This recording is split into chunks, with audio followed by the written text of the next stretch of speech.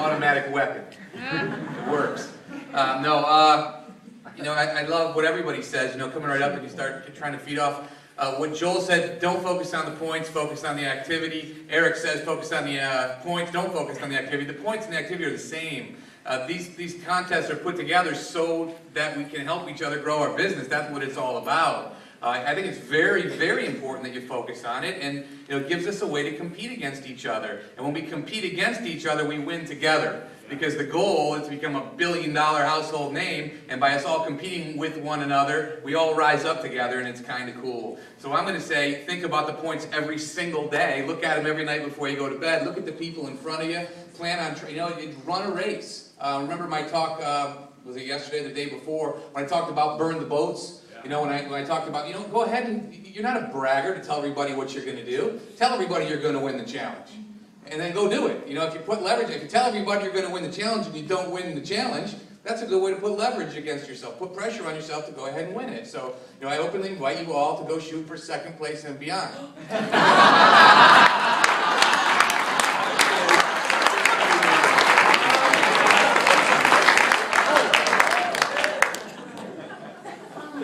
There's not a whole lot different to say. I think for me, one of the things that makes a big difference is make a decision.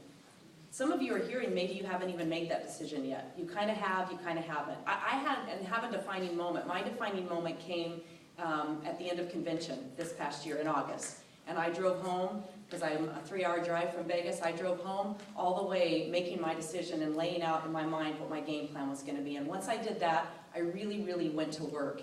And so then the next key pieces of it are really have a plan, focus, and commit. And really, that plan is, I get up every single day and I know exactly what I'm going to do that day in my business. There's no mistaking it. And I say this mostly to the moms. Some of the dads may need that too, but if you're a stay-home mom, I know what it's like to be on that roller coaster of, oh gosh, I know I should be working my business, what am I going to be doing, or whatever it is.